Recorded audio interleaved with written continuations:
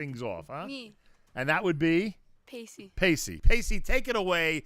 What is happening today at Camp Mesorah from your perspective? We're supporting Hatzalah. Right, but what about the activities? Tell me about some of the things you've seen so far today. Over. Okay. It's up to you guys to figure it out. Go ahead. Pacey, take over. So we went in the dome and we were learning about CPR and how they save people who aren't breathing. Wow. And now, have you ever done that before? Any type of CPR or EM? No. So that's a really good skill to have. Yeah. Is that something you might think after today you'd want to add on to and learn more about? Yeah. It's a good idea, I'll tell you. Everybody out there, young parents, young kids, teenagers should all be gravitating towards some type of CPR and EMT course if possible. Now, this is Allie. Allie, how are you? I'm good. I heard you were anxious to jump on into the conversation. I'm ready. Tell me what's going on Excited. from your perspective today.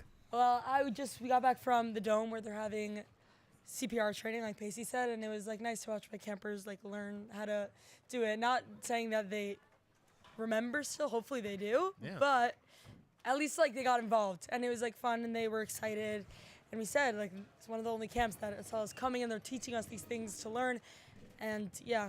I think once a young person is initiated in what you saw and they get a feel for how important it is to act, I think they move on and try to take a CPR course and life-saving courses, etc. And I think a lot of people will tell you that when they were introduced to it as kids, it ended up being a very important skill for them as an adult. Now, who do we have behind you, Allie? Who are these two young ladies behind you? This is Emmy. Emmy, how are you? This is Ruthie. And Ruthie, how are you? Do you guys want to say anything here today? Those are good concerts. Yeah. That's one way to support Hatzalah. And guess what? We have another way to support Hatzalah. Because you know that there's a link at the bottom of the page? You know there's a link going out on Instagram and all the Camp Mesorah platforms. All people have to do is click on it and donate. Click on the link. Simple as that. Click on the link. Ruthie, you know what I said earlier, Ruthie? I said we'll accept any donation between $18,000 and $18,000. Would you think that's reasonable? Is that reasonable? If anybody's anywhere in between those two numbers, that's a really nice donation? Yeah. What's your favorite part of Camp Mesorah so far this summer? She lost her voice. Oh, did she lose her voice? That means she's having a good summer. That's always the indication that someone's having a great summer is if they lose their voice. She's singing a lot. I hope there are staff members here who've already lost their voice, Terry Karasik. I hope. Otherwise, I want an investigation. What's going on? They haven't lost their voice yet. Let's hear it for Allie, Pacey, Ruthie, and Emmy Karasik, everybody. You guys want to say hi to Rafi? Wish him a good summer? We love you. We love you. There you go, Rafi. Watch this. You got your shout out, Rafi. It's there for posterity. Thank you, ladies. Thank you very, very much. The Karasik family well represented at Camp Mesorah. Is there any other family that has 4 campers here this summer? Probably, yeah. Is there? I'm trying to think. We had the most we had with staff was 6, but I think in campers we had 5 once. But there are families with even more than 4. That's amazing. Incredible. Hadassah Goldberg is here. Hi. Wow, does your reputation precede you? Move a little closer to this. Sorry. Does your reputation? Now, look, as old as I am, I like to think that I'm very familiar with some of the influential influencers out there. I got up here to camp, and someone gave me a tutorial on just how influential you are. My gosh, Hadassah Goldberg is the real Hadassah. She's a great Instagram advocate for Israel, and boy, do we need people like you these days. And I love your earrings, by the way. If the camera doesn't catch it, turn around so they could see it. We remember our hostages every single day, and boy, it's getting more and more painful, frankly. As we get over the 600-day mark, we're in the 640s now. It's just impossible to believe. And it is one of the most challenging arenas, social media, to defend Israel. I would imagine you have a lot of love and a lot of hate for you out there. Am I right? Yeah, but I tend to block the words, so I just ignore the hate. Not easy to do, but that's a skill right there. Yeah, there's so much love right now and something that's happening in Israel, the community that we've been able to create and the stuff that we've been able to do as a team. It's like actually crazy, and I'm really lucky that I was able to find my little corner of the internet and do what we've done so far. What city are you in Israel? Karmei Gat, it's down south. Wow, everybody's going to Karmei Gat. If they're between 25 and 35, they're going to Karmei Gat. I moved there 5 years ago before anybody else knew about it. Oh my! So, so you got a bargain. OG. You got a bargain, to say the OG. least. Because I could list for you many people who want to move there now. Can't wait to have you guys. So the real Hadassah is not wearing this as a costume. This is not a get-up. This is an actual real uniform that you use every single time you run out of your house or wherever you might be to help somebody who is in a medical emergency. How long have you been with United Hatzalah in that role? So I actually, on October 7th, the house across the street from me blew up. And we had United Hatzalah members out on the street trying to get the people out when more sirens went off. We invited them into our bomb shelter, and I made the decision then and there that there was never going to be something happening in Israel to the Jewish people that I wouldn't have a uniform for. Wow. And I joined the ranks as soon as a course opened up about a year after that. Funnily enough, the woman who was in the bomb shelter with me, Osnat Reuven, became my trainer. She taught me everything I know. And I graduated about 6 months ago and finishing up all of the training. And I get to be part of this like Orange family, which is because the only incredible. tidbit about your neighborhood I didn't mention is it's Gaza, but it's quiet. like the people in Netanya who slept for a year straight. Yeah. So there you go. So now you're part of this incredible Orange team, Orange Army. I love the way you portray it. And you get to see every single day the important work that's being done.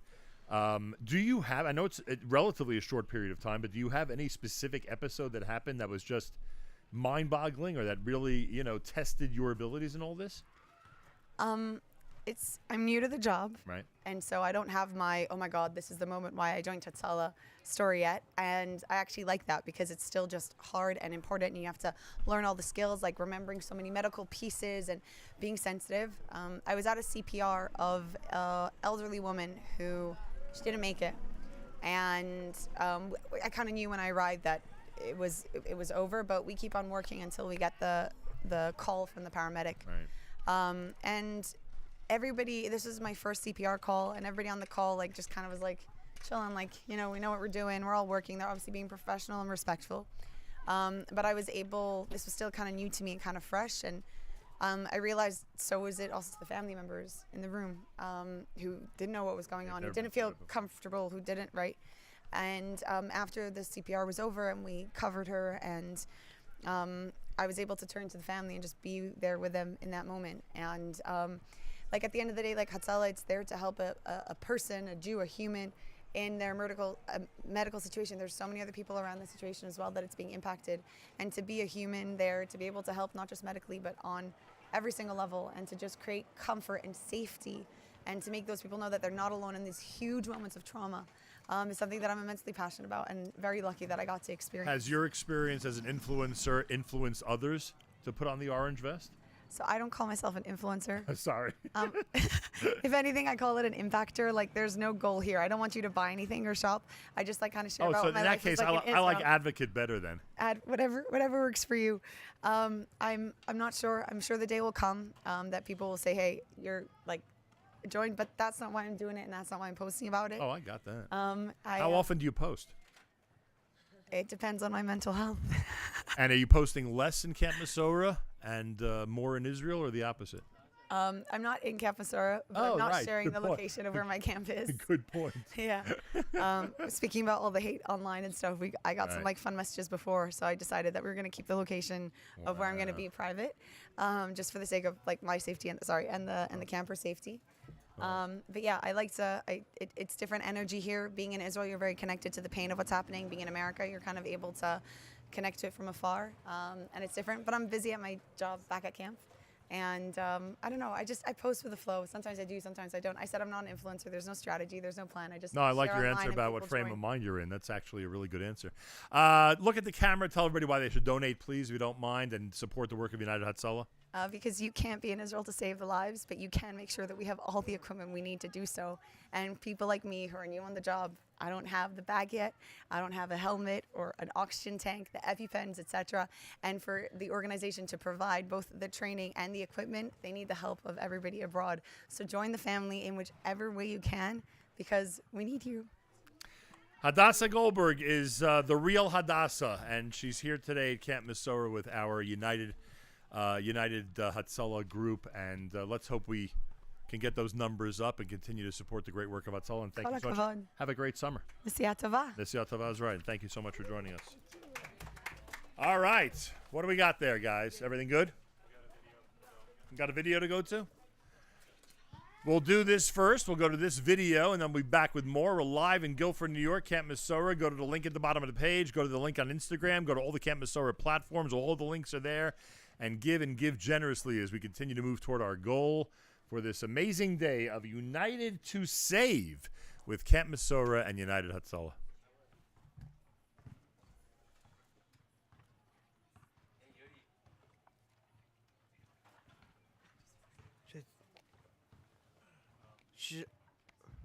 Should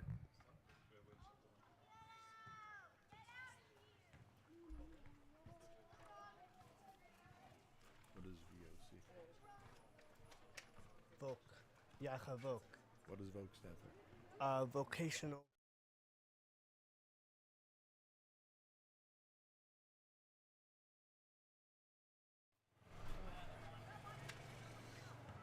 We're back.